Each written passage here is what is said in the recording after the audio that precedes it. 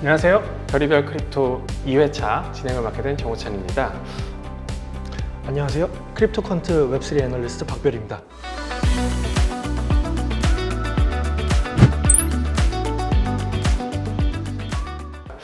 지난번에 이어서 저희 자리가 갑자기 좀 바뀐 거에 대해서 좀 궁금해 하실 수도 있으실 것 같아요. 데이터를 읽어주는 남자가 좀 어렵다라는 이야기가 있어서 데이터를 풀어주는 남자 박별 연구원님 모셨습니다. 저희 자리가 왜 바뀐 거죠?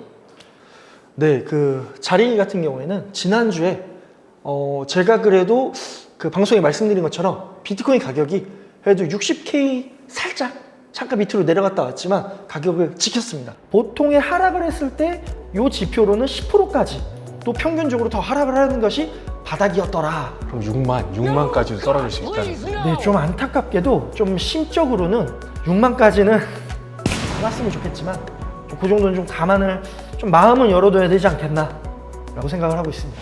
아, 맞아요. 안 그래도 진짜 60K 가가지고 제가 얼마나 혼났다고요.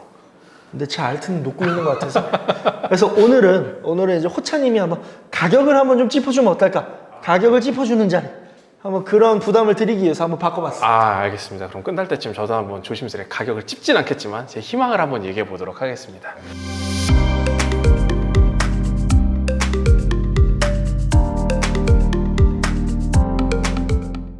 지난주에 이번 주는 좀 김치코인에 대해서 좀 깊게 다루신다고 해서 그거 얘기 너무 기대하고 들고 있어요. 저도 꽤 많이 들고 있는데 좀 관련해서 좀 풀어주실 수 있는지. 맞습니다. 요새 사실 코인을 하면 답답합니다. 왜냐면 그 주식 보면 그 K푸드 막 김치 날아가고 그쵸. 라면 날아가고 하는데 그쵸. 왜 김치 코인은 안 날아가냐. 그러게. 사면 가격 보면서 그냥 속상합니다. 맞습니다. 그래서 사실 이제 김치코인을 말씀을 드리려면 지난 16일 오전 7시 여러분 일요일 7시에 기사 너무한 거 아닙니까? 너무 잔인했어요. 애 봐야 되는 시간에 가격이 뚝뚝 떨어지는 것 같아서. 우리 주말에도 늦잠도 좀 자야 되는데 근데 연합뉴스에서 가상자산 600개 종목 상장 유지 심사 문제 종목은 상패. 상패. 이거 가슴 아파요. 근데 어쨌거나 객관적인 내용이지만 내달부터 가상자산 이용자 보호법이 시행되면 600여 개의 종목에 대해서 심사한다 라는 객관적인 내용을 말씀해 주셨지만 우리의 커뮤니티는 이렇게 반응하지 않았습니다. 바로 그날 오후부터 다양한 기사들이 쏟아지는데요. 막 기사 제목도 무섭습니다. 코인 무더기 상패.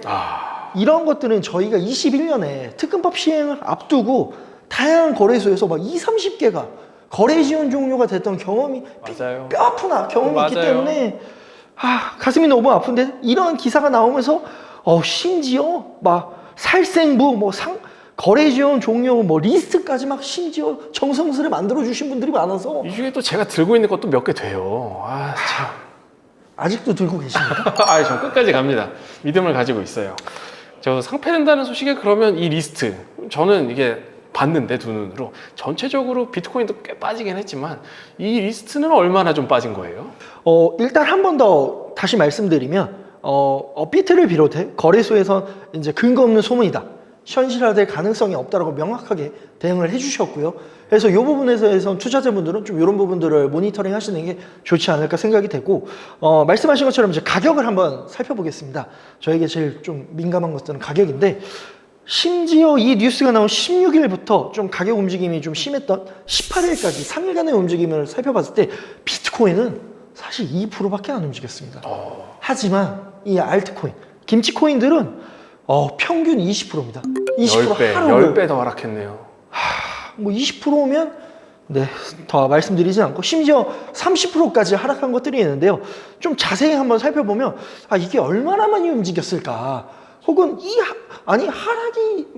이거 올려서 보통 김치코인은 뭐 펌핑 앤 덤프 아니냐라고 했는데 이거 되게 이례적인 반응이어서 제가 한번 살펴봤는데 16일까지 이번 달만 보더라도 16일까지 거래량을 봤을 때 제가 한 3가지 코인 정도 살펴봤는데 MED라고 티커를 쓰고 있는 토큰 같은 경우에는 16일까지 보통 일평균 거래량이 1.4밀리언입니다. 하지만 이 지금 3일간 일평균 거래량은 3.5밀리언으로 2.3배, 230%가 상승했습니다.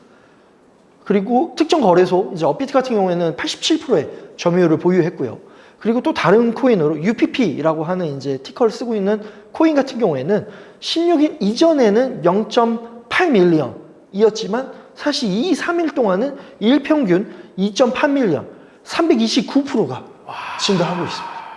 그리고 다음으로 CTC라고 하는 코인 같은 경우에는 16일 이전 같은 경우 그래 좀 거래량이 돼서 2.2밀리언인데 이 3일 동안은 13.12밀리언, 와 무려 576%의 증가하는 이러한 참 변동성. 그래서 누군가에게는 참 악재고 사실 투자자들의 보유하시는 홀더분들에게는 너무나 상심할 순간이지만 또 어떤 분들에게는 굉장히 좋은 기회로서 좀 저점이 아니겠냐 하고 들어간 것이 아닌가라고 판단되는 움직임입니다. 이게 거래량이 2배에서 6배나 튀면서 이 덤핑 거래량이라고 저는 보는데, 그럼 누군가는 팔았고 누군가는 이제 저점이라고 생각해서 매수를 했다는 건데 마지막 한 번 더 잔치, 한 번 더 상승 얘기 같은 것들이 혹시 있을까요? 아, 되게 위험한 발언 아닙니까? 아, 그렇죠. 23일부터 25일까지 비트코인 가격이 반등하면서 사실 이게 과매도 구간 막 이런 거 있지 않습니까?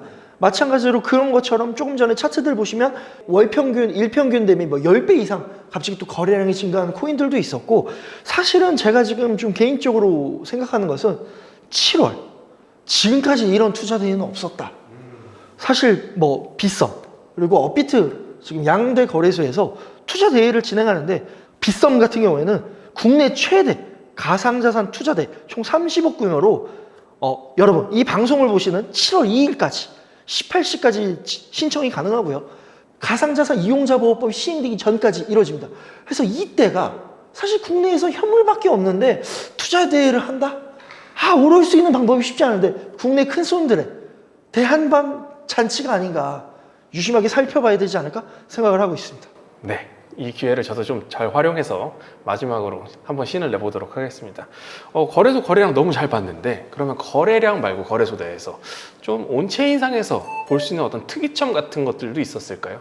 이 김치코인 관련해서 온체인의 움직임이 또 굉장히 또 주목할 만한 부분일 것 같은데. 네, 온체인 같은 경우에 아무래도 이제 뭐 일을 활성화 주소, 네트워크에 이제 그런 움직임이 많아졌을 수도 있고, 그러면서 거래소에 입금되는 입금수, 뭐 이런 다양한 지표들이 있지만 사실 일반인 분들이 가장 쉽게 직관적으로 이해할 수 있고 좀 가격과 어떤 움직임이 있을까 했을 때 선호하는 지표는 거래소 보유량입니다. 그래서 이제 거래소 보유량을 제가 한번 한 3가지 종목을 살펴보려고 가져왔는데요. 물론 이제 이거는 이번 움직임이 아니라 이제 작년 김치코인들의 이제 특성들이 좀 어떤 게 있을까 했을 때 좀 다양한 사례를 한번 보기 위해서 가져왔습니다. 첫째, 하이파이라고 하는 이제 토큰인데요. 이 토큰 같은 경우는 작년 9월 이제 12일 즈음에 이제 갑자기 업비트의 거래소 보유량이 크게 증가합니다. 근데 이 증가하는 물량이 어디서 왔을까라고 하면 바이낸스에는 갑자기 보유량이 줄어드는 움직임이 보이죠. 그러면서 업비트의 보유량이 증가하면서 거래량이 상당 부분 증가하고, 그러면서 가격은 뭐 요 즈음에만 5배 이상이 상승하는 움직임을 보여줍니다.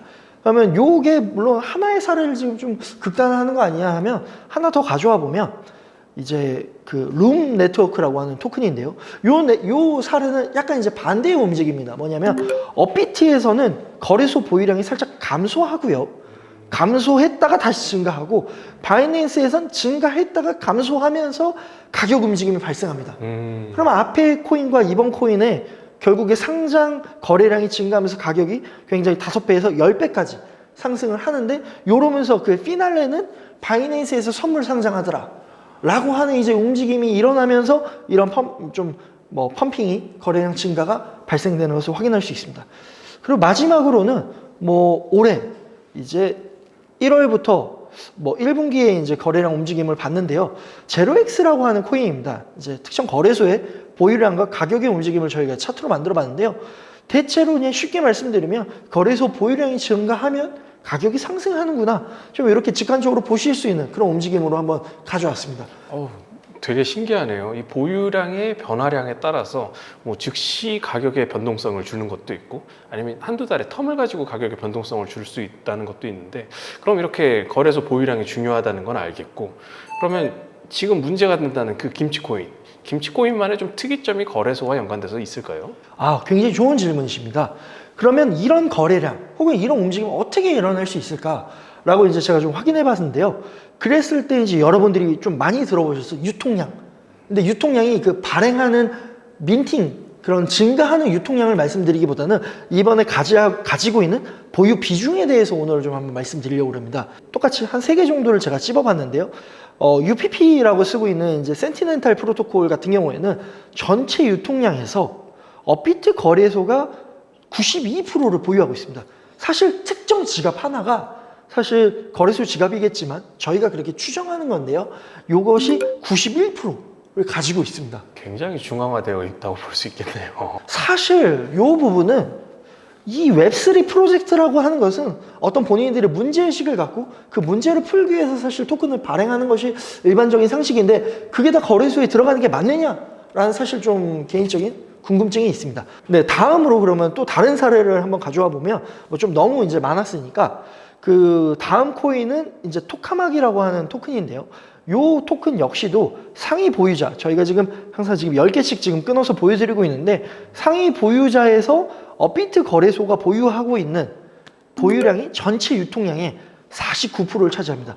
1등 보유자, 저기 이 순서대로 상위 보유자 순서대로 비율을 지금 저희가 차트로 보여드리고 있는데 1등 같은 경우에는 48.6%를 가지고 있습니다. 2등은 또 재단이네요. 네, 맞습니다.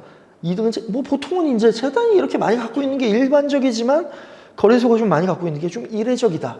마지막으로 이제 알파쿼크라고 하는 토큰인데요. 이 토큰 같은 경우에도 상위 보유 홀더들을 보면 지금 왼쪽에 제가 이제 크립토 퀀트 기술에 기반해서 라벨링을 해둔 것인데 굉장히 거래소들이 좀 많이 보입니다.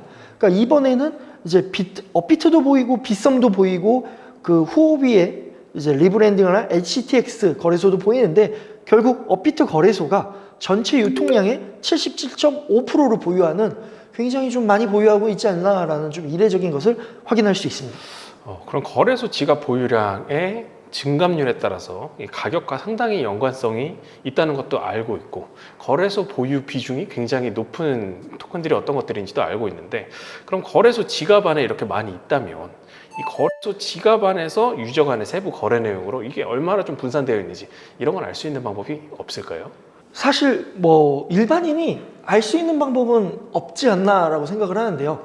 왜냐하면 크립토 퀀트 역시도 온체인 데이터, 네트워크 데이터를 통해서 이렇게 추정하는 것이기 때문에 말씀하신 실제 데이터는 거래소가 공개해주기는 알 수 없어요. 하지만 빗썸 같은 경우에 제가 이제 열심히 찾아보니까 그 가상자산 투자자 보호를 위해서 투명한 정보 공개라고 해서 어플을 업데이트를 했습니다. 그래서 지금 이제 제가 준비 자료를 보시면은 어플을 통해서 그 해당 토큰의 정보 탭을 보시면 그 거래소에서 실제 보유하고 있는 보유량이 얼마인지 실시간으로 보실 수 있고 또 상위, 조금 전처럼 상위 그런 보유자가 얼마나 갖고 있는가라는 것들도 실시간으로 보실 수 있고 그다음에 총 보유자들이 몇 명이 되는 건지 이런 것들을 좀 이례적으로 친절하게 좀 공개하고 있습니다. 또 마찬가지로 좀 거래소 보유량 온체인 데이터 측면에서는 이런 측면에서 코빗 거래소 같은 경우도 거래소 보유 자산이라고 해서 그 거래소의 지갑들을 다 공개하면서 총 보유량이 얼마인지 이런 것들을 여러분들께 사이트에서 확인하실 수 있기 때문에 조금만 뭐 클릭 몇 번으로는 거래소 보유량이나 이런 것들은 좀 살펴보실 수 있지 않나라고 생각하고 있습니다. 되게 그 이용자 보호를 하기 위해서 거래소 자체적으로 좀 자정작용이 많이 있는 것 같은데 이거 그래도 여전히 좀 이제 당국 차원에서 좀 정부 차원에서 좀 해결을 해줘야 되는 부분이 있는 것 같은데 그런 것들은 좀 이번 7월 19일 이후로 반영되는 것들이 있을까요? 네, 아무래도 그 가상자산 이용자 보호법에 그 좀 이례적으로 좀 신경을 쓰시는 부분 중에 저희가 봤을 때 신경 쓰는 것은 불공정 거래의 규제 측면에서 시세 조종 행위 금지라는 것이 좀 인상적이었습니다. 이 말이 무슨 말인고 하니 기존에는 증권처럼 호가창을 두텁게 채워주고 유동성 공급을 한다라는 것이 김치코인은 너무 펌핑 앤 덤핑 뭐 이런 악명이 너무 높다 보니까 이것은 이제 불법이다 하면 안 된다라고 규정을 해서 이 부분을 좀 이제 달라질 모습으로 한번 좀 주목해 볼 것 같습니다. 말씀하시는 거라면 이제 마켓 메이킹이라고 해서 이제 좀 스프레드를 두텁고 넓게 이렇게 만들어 주시는 분들이 되게 또 중요한 유동성 공급자 중에 한 분인데, 그럼 그런 플레이어들이 없어진다 뭐 이렇게 봐도 될까요? 그러니까 뭐 일단은 그 뭐 조심스럽습니다만 그 마켓 메이킹을 일단 불법이라고 일단은 규정을 했기 때문에 여기에 대해서 이제 어떤 시세 조종이나 뭐 불공정 거래 행위 연루돼 가지고 어떤 문제가 된다면 처벌받을 수 있는 확률이 굉장히 높기 때문에 아마도 기존에 지금 이러한 뭐 역할을 하셨던 분들이 있다면 좀 조심스럽게 시장을 좀 지켜보시지 않을까. 그래서 예전처럼 그러한 움직임은 좀 당장은 좀 달라지지 않을까라고 좀 조심스럽게 추측해 보고 있습니다. 감사합니다. 그 7월 19일 이후로 그러면 이 법 개정에 따라서, 규정 개정에 따라서 굉장한 많은 변화가 이제 저희 한국거래소에 있는 김치코인들 대상으로 이루어질 것으로 좀 기대가 됩니다.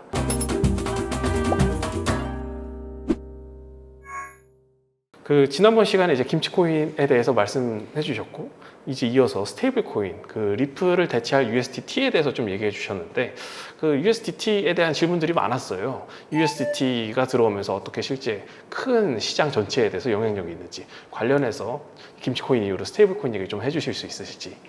네, 그 뭐 스테이블 코인은 일단은 사실 요새는 ETF를 많이 보지만 기존에는 이제 스테이블 코인 발행량이 얼마나 늘어나냐. 그래서 막 몇십억 달러가 늘어나면 떡상인가요? 이러면서 이제 그러한 이제 사람들이 스테이블 코인 발행량을 굉장히 많이 받는데, 예를 들면 이제 USDT를 말씀을 드리면 2024년 상반기 110빌리언이라는 유례가 없는 발행량을 확인하실 수 있고요.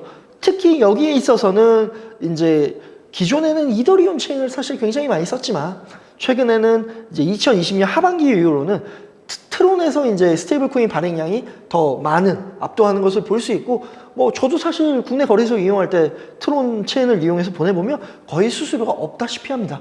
그래서 이런 것들을 볼 때, 그러니까 스테이블 코인은 사실은 어쨌거나 시장의 유동성, 그다음에 혹은 매수를 위한 대기 수요, 뭐 이런 측면에서 굉장히 좀 살펴봐야 될 중요한 지표가 아닌가 생각하고 있습니다. USDT 너무 되게 신기한 발견인데요. USDT 말고도 좀 스테이블 코인이 좀 여러 개가 있는 걸로 알고 있어요. 그러면 USDT는 이제 전체적으로 계속 우상하고 있다면 다른 스테이블 코인들 좀 어떤가요? 맞습니다. 그러니까 USDT는 요새 매일 발행이 늘어나는데 가격은 왜 안 올라? 뭐 이런 고민을 좀 할 수 있습니다.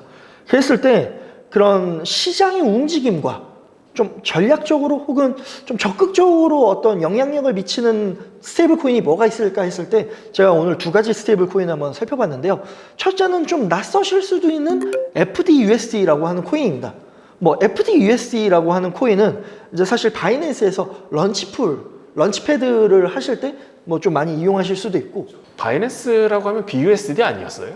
맞습니다. 바이낸스에는 바이낸스 USD 뭐 이런 이제 닉네임을 갖고 있는 BUSD를 많이 이제 활용을 했지만, 그것이 이제 어떤 BNB 코인의 펌핑과 연루돼 있다. 좀 뭐 이런 것들을 어떤 문제와 연루되면서 이제 규제된 거. 그 BUSD가 이제 뉴욕의 팍소스에서 이제 운영을 하는 코인이었는데, 그러한 문제에 연루되면서 더 이상 발행이 어려워졌고, 그러면 바이낸스 입장에서는 USDC 말고 어떤 대안인 스테이블 코인은 항상 찾던 움직임을 보여줬습니다. 네. 그랬기 때문에 그 다음에 이제 TUSD, 뭐 트론과 관련된 이제 TUSD 아니냐 또 문제가 있었다가, 그래서 지금은 이제 FDUSD로 정착을 하게 되었죠. 그럼 BUSD가 FSD의 전신, FDUSD가 지금 사용되고 있는 스테이블 코인이라고 보면 좀 되겠네요. 맞습니다. 전략적으로 지금 바이낸스가 좀 미는 스테이블 코인이라고 저는 판단을 하는데, 그 이유인즉슨 수수료 프로모션이라든지 아니면 런치패드 할 때 항상 이 코인을 끼워주더라.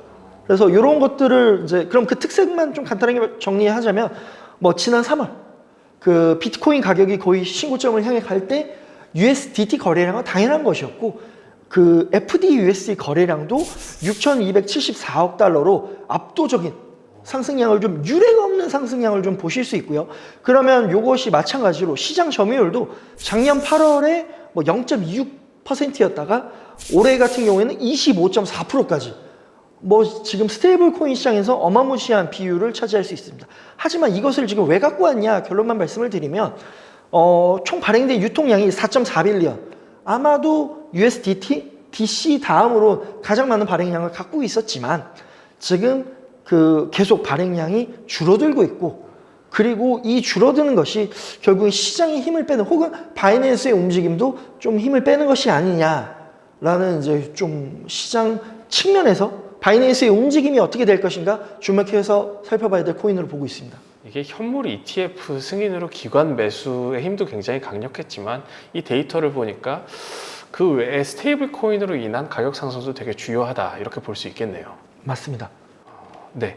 그리고 또 혹시 주목해야 될 만한 다른 스테이블 코인이 있을까요? 네. 이제 사실 USDT 말고 FTUSD 같은 거 말고 주목해 볼 만한 것으로는 당연히 USDC가 있을 것 같은데요. USDC 같은 경우에는 이제 디파이 뭐 스테이킹이나 혹은 랜딩 뭐 이런 여러 가지 할 때 제일 많이 쓰는 스테이블 코인으로 알려져 있고, 근데 저희가 좀 더 주목해서 봐야 될 것은 생태계 활동과 유동성 증가의 척도로 이 USDC 움직임을 주목해서 봐야 된다고 생각합니다. 대표적으로 이제 솔라나 체인 같은 경우에서 USDC의 전송량을 보시면 좀 중요할 것 같은데요.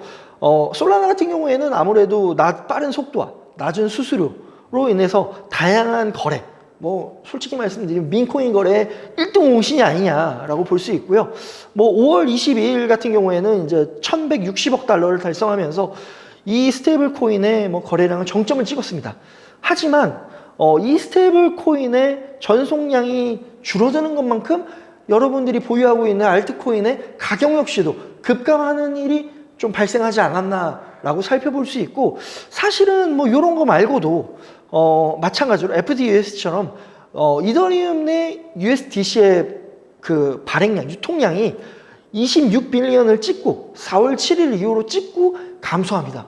즉 이거는 정말 기관들이 사용하는 스테이블 코인인데, 이런 것들을 봤을 때 이 날짜에 저도 좀 같이 포지션을 정리했으면 참 좋았을 것 같은데, 그러니까 지금 이게 이제 줄어들고 횡보하고 왔다 갔다 하고 있는데, 이것이 다시 늘면 저희가 기다리는 좀 다시금 가상자산 시장이 훈풍이 돌지 않을까, 뭐 이런 주요한 척도로서 이 스테이블 코인의 발행량을 한번 지켜보는 것이 어떨까 추천드립니다. 보니까 약간 스테이블 코인이 총알 같은데, 이 총알이 좀 많이 쌓여야지 좀 가격도 이제 위로 떡상하는 그런 게 아닐까 생각합니다. 좀 발행 좀 해주세요. 아, 그러게요. 좀 발행 좀 많이 해주세요. 오늘 그 귀한 인사이트 주셔서 너무 감사드립니다. 김치코인에 대해서 발행량, 유통량에 대해서도 짚어봤고, 거래소 보유 비중이 얼마나 중요한지도 짚어봤고, 그런 걸로 이제 앞으로 7월 19일 이후로 어떻게 향방이 결정되는지 이 마지막 투자 대회로 좀 기대를 해보셔서 탈출하실 분들, 그리고 수익을 좀 보실 분들 많이 봐주시길 바라고요. 스테이블 코인의 데이터 지속적으로 모니터링하면서 앞으로 어떻게 진행될지 좀 가격을 향방을 예측해 볼 수 있을 것 같습니다. 그럼 이번 주에 너무 좋은 귀한 말씀 주셨는데, 다음 주에는 또 어떤 얘기를 좀 해주실지. 아무래도 비트코인 가격 관련해서 최근 이제 주목해 볼 만한 것은 마운트 곡스가 7월부터 배분된다고 하는데, 그 물량이 14만 개 정도 됩니다. 혹시 가격이 어떻게 될 것 같으십니까? 저는 무조건 올랐으면 좋겠는데, 전 지금이 그냥 바닥이길 너무 바라고 있어요. 전 밑은 보지 않습니다. 위만 보는데 어떻게 될까요? 그 부분에 대해서 다음 주에 알아보도록 하겠습니다. 알겠습니다. 다음 주 너무 중요한 방송일 것 같습니다. 그러면 마운틴 곡스 다음 주에 한번 볼 수 있도록 하고, 마지막으로 별님 앞으로 투자자들한테 당부해 주실 말씀 있으실까요? 제가 생각했을 때 투자 대회 많은 참여 부탁드리고, 그것이 저희의 알트를 살리는 길이 아닐까.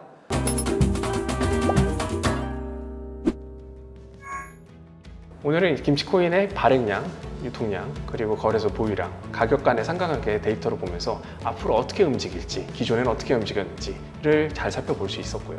또한 스테이블 코인 발행량에 기반해서 어떤 시장의 움직임이 비트코인의 가격으로서 나타날 수 있는지 데이터를 기반해서 좀 설명해 드렸습니다. 앞으로도 별의별 크립토는 데이터 기반 방송을 통해서 어떻게 시장이 움직일 것인지, 데이터는 어떻게 나타났고 앞으로 어떻게 변화될지를 설명드릴 수 있는 방송으로 찾아뵐 수 있도록 하겠습니다. 중요한 방송, 중요한 내용 계속 전달드릴 테니 좋아요, 댓글, 구독 부탁드리며 그럼 다음 주에 뵙도록 하겠습니다. 감사합니다.